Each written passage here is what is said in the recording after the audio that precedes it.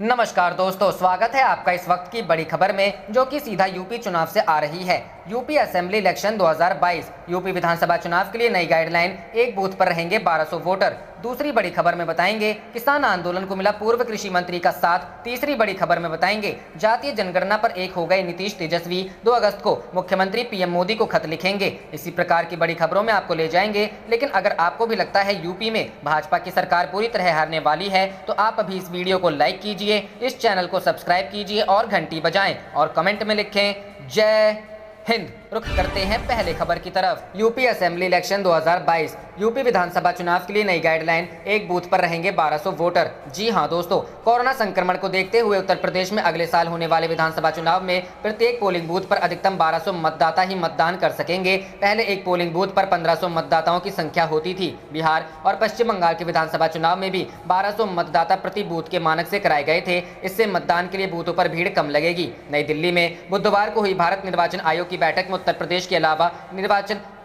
प्रदेश के अलावा पंजाब, उत्तराखंड, गोवा व मणिपुर के मुख्य निर्वाचन अधिकारी शामिल हुए। इस बैठक में यूपी के मुख्य निर्वाचन अधिकारी अजय कुमार शुक्ला के अलावा संयुक्त मुख्य निर्वाचन अधिकारी रमेश चंद्र राय शामिल हुए। भारत निर्वाचन आयोग की बैठक में यूपी के निर्वाचन अधिकारियों को विधानसभा चुनाव में गड़बड़ियों की शिकायतों के त्वरित प्रभावी कार्रवाई पर खास ध्यान देने निर्देश दिए गए। प्रत्येक बूथ पर मतदाताओं की संख्या 1200 होने से प्रदेश में पोलिंग बूथ व पोलिंग सेंटर की संख्या बढ़ जाएगी। इसके लिए अभी से तैयारियां करने को कहा गया है। प्रदेश में इस समय करीब 1.65 लाख पोलिंग बूथ है, जिससे 14.50 करोड़ से अधिक मतदाता जुड़े हैं। समीक्षा बैठक में मतदान केंद्रों पर न्यूनतम सुविधाएं, मतदाताओं के पंजीयन में आसानी, मतदाता सूची, शिकायतों का समय पर निस्तारण, इलेक्ट्रॉनिक वोटिंग व पेपर ट्रेल मशीनों की व्यवस्था, 80 वर्ष व उससे अधिक उम्र के वरिष्ठ नागरिकों और दिव्यांग लोगों के लिए डाक मतपत्र सुविधा सहित विभिन्न मुद्दों पर ध्यान केंद्रित किया गया। एक आधिकारिक बयान के अनुसार कोविड शमन योजना, मतदान कर्मचारियों का प्रशिक्षण व व्यापक मतदाता पहुंच आदि विषयों पर भी चर्चा की गई। मुख्य चुनाव आयुक्त सुशील चंद्रा ने कहा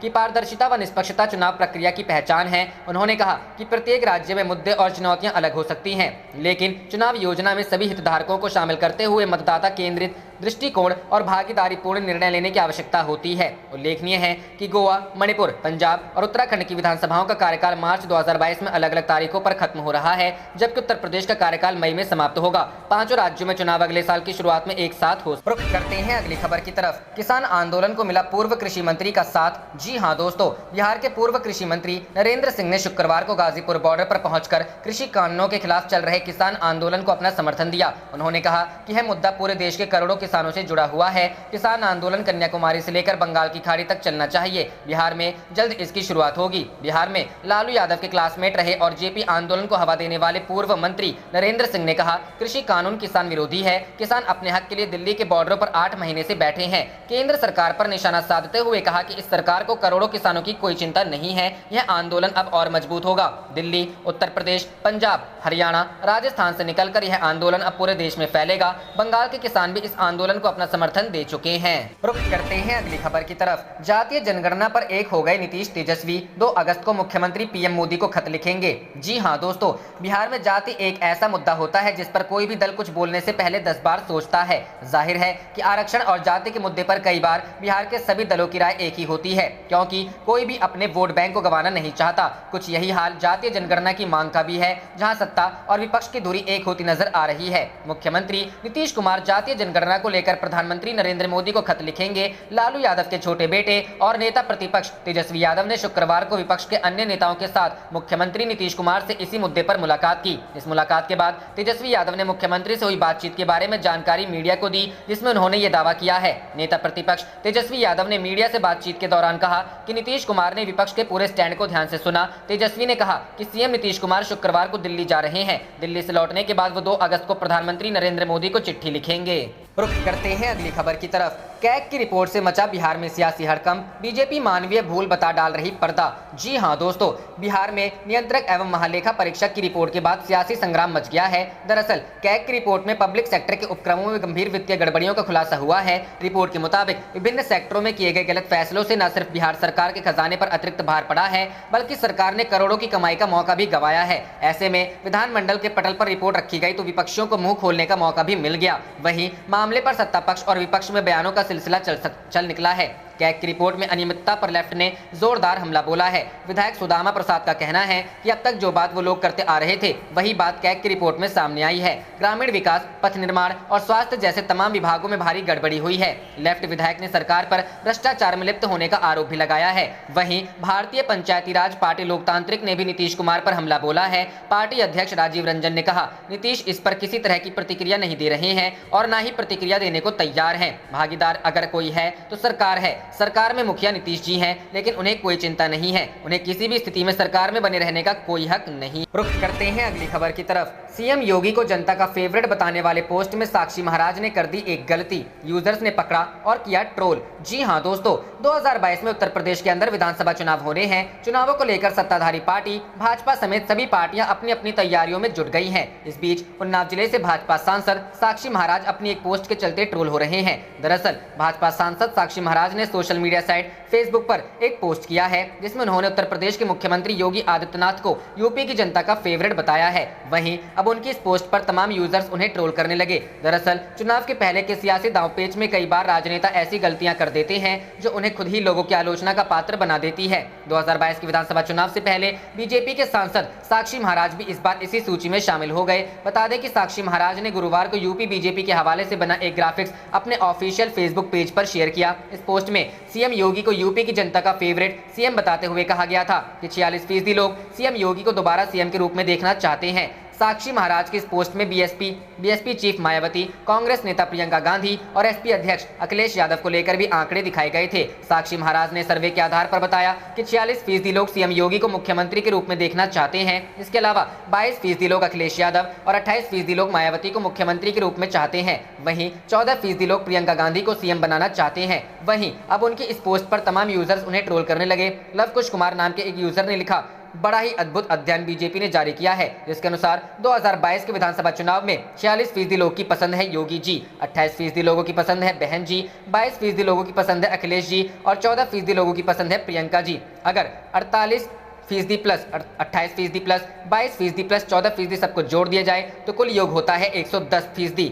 है ना अद्भुत। अभी तक तो विशेषज्ञ 100% में ही जीतने हारने की संभावनाएं बताते थे, लेकिन योगी जी के जीतने की संभावनाओं को जबरन आंकड़े को बढ़ाने के लिए उनके आंकड़ों में बाहर से 10% जोड़ दिया गया लगता। रुख करते हैं अगली खबर की तरफ। राफेल डील पर राहुल ने महात्मा गांधी के इस कथन के साथ केंद्र पर साधा फिर निशाना, कहा बहुत बड़ा हुआ भ्रष्टाचार। जी हां दोस्तों, फ्रांस के साथ अत्याधुनिक लड़ाकू विमान राफेल डील पर कांग्रेस नेता राहुल गांधी लगातार हमला बोलते आए हैं। उन्होंने बुधवार को एक बार फिर से सवाल उठाते हुए इसमें बड़ा भ्रष्टाचार होने का आरोप लगाया। राहुल गांधी ने ट्वीट करते हुए कहा, राफेल सौदे में काफी बड़ा भ्रष्टाचार हुआ है। उन्होंने इसके साथ ही एक महात्मा गांधी की उक्ति को भी ट्वीट किया है। इसमें लिखा है, यदि आप सही हैं और आप इसे जानते हैं तो अपने मन की बात कहें, भले ही आप अल्पमत में हो फिर भी सत्य ही सत्य है। महात्मा गांधी। इधर रक्षा राज्य मंत्री अजय भट्ट ने बुधवार को कहा कि भारत को दसौं एविएशन से अब तक 26 राफेल विमान मिल चुके हैं। राफेल सौदे के तहत भारत को कुल 36 लड़ाकू विमानों की आपूर्ति होनी है। भट्ट ने लोकसभा में एक प्रश्न के लिखित उत्तर में कहा, 36 राफेल विमान की आपूर्ति प्रक्रिया के तहत आगे बढ़ रही है। आज की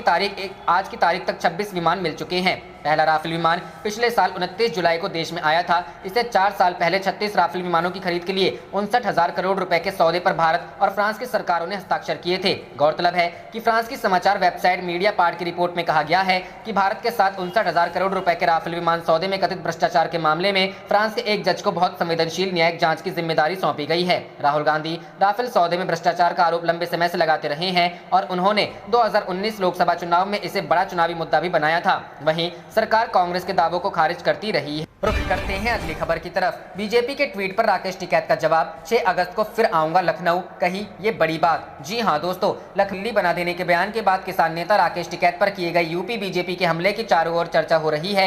यूपी बीजेपी ने राकेश टिकैत पर बनाए गए कार्टून के जरिए बताया कि यूपी को दिल्ली ना समझे किसान नेता, यहाँ योगी जी की सरकार है जो कड़े फैसले लेती है और उन फैसलों का पोस्टर भी प्रदेश में लगवाती है। यूपी बीजेपी के इस ट्वीट पर किसान नेता राकेश टिकैत ने न्यूज 18 से विस्तार कुमार से बात की है। उन्होंने कहा कि बीजेपी के पास एक बड़ा फंड है ऐड और विज्ञापन का। उनके लोग बैठे हुए हैं ऑफिस में, जो लोग ट्वीट कर रहे हैं उनको धरातल की जानकारी है नहीं। वे ट्वीट इस पर भी कर दे कि कितनी खरीद गेहूं की यहाँ हुई, वे ट्वीट गन्ने पर भी कर दे कि भुगतान हुआ कि नहीं हुआ, इस पर भी कर दे कि मायावती ने ज्यादा रेट बढ़ाए या अखिलेश ने बढ़ाए या योगी ने बढ़ाए, तो हमें भी लगेगा कि ये संज्ञान ले रहे हैं। आलू का क्या हाल है, किसान यहाँ आत्महत्या कर रहा है, इस पर भी ट्वीट कर दे। हम तो लखनऊ आएंगे ही, सरकार बात नहीं सुनेगी तो आंदोलन होगा, लखनऊ में मीटिंग करेंगे, ये नहीं आने देंगे तो हम सड़क पर बैठ जाएंगे। कार्टून में लिखे बक्कल तार दिया करे और पोस्टर भी लगवा दिया करे। पर राकेश टिकैत ने कहा कि ये तो शब्द को भी चुराते हैं। मैं 6 अगस्त को फिर से लखनऊ आऊंगा, मैंने कार्टून देखा है। किसान के साथ में यदि ये ऐसा करेंगे तो किसान इनका क्या करेगा। सबकी अपनी सोच होती है कि वो क्या करेगा। ये कंपनी राज है, बीजेपी की सरकार नहीं है। यदि बीजेपी की सरकार होती तो जरूर बात करती। दिल्ली में जो आंदोलन हुआ, क्या उससे बड़ी तैयारी लखनऊ के लिए करनी होगी। इस सवाल के जवाब में राकेश टिकैत ने कहा कि हमारी 5 सितंबर को मुजफ्फरनगर में एक पंचायत है, आगे की रणनीति हम उसी में तय करेंगे। हमने सरकार को लिखा है कि भाई गन्ने के रेट बढ़ाओ, भुगतान कराओ। क्या 5 साल में भी रेट नहीं बढ़ेगा? महंगाई नहीं बढ़ी क्या? कोई डिमांड करना अपराध है क्या? सरकार विरोध करना ही उनको लगता है कि जैसे राष्ट्र का विरोध हो। क्या आप भी ट्विटर पर जवाब देंगे? इस सवाल के जवाब में टिकैत ने कहा कि दे देंगे। क्या जवाब देना है ये अभी बात कर लेंगे। बता दें कि मंगलवार को लखनऊ में पत्रकारों से बात करते हुए राकेश टिकैत ने कहा था कि लखनऊ को भी दिल्ली की तरह सील करेंगे। उनके इस बयान के बाद यूपी बीजेपी ने एक कार्टून के जरिए कड़ा ट्वीट किया है। रुख करते हैं अगली खबर की तरफ। पुलिस कमिश्नर राकेश अस्थाना की नियुक्ति के खिलाफ दिल्ली विधानसभा में प्रस्ताव पारित। जी हां दोस्तों, दिल्ली पुलिस के कमिश्नर पद पर आईपीएस राकेश अस्थाना की नियुक्ति के खिलाफ दिल्ली विधानसभा ने प्रस्ताव को मंजूरी दी है। इसमें गृह मंत्रालय से अस्थाना की नियुक्ति वापस लेने की मांग की गई है। दिल्ली के गृह मंत्री और आप नेता सत्येंद्र जैन ने विधानसभा में कहा कि बीजेपी कहना चाहती है कि मोदी सरकार ने अभी तक जितने भी कमिश्नर लगाए सब नकारा निकम्मे थे और 7 साल में पहली बार अच्छा ऑफिसर लाए हैं। उन्होंने कहा कि सुप्रीम कोर्ट का फैसला है कि डीजी लेवल की नियुक्ति में 6 महीने का कार्यकाल बचा होना चाहिए। राकेश अस्थाना का 4 दिन का कार्यकाल बचा था। बता दें कि राकेश अस्थाना की नियुक्ति को खारिज करने को लेकर विधायक संजीव झा ने प्रस्ताव दिल्ली विधानसभा में पेश किया था। बुराड़ी से विधायक संजीव झा ने कहा कि आज गुजरात कैडर के व्यक्ति को देश की राजधानी की पुलिस का हेड बनाया जा रहा है। इनको दिल्ली में हो रहे अपराध की चिंता नहीं है। अगर होती तो एजीएमयूटी कैडर से नियुक्ति की जाती।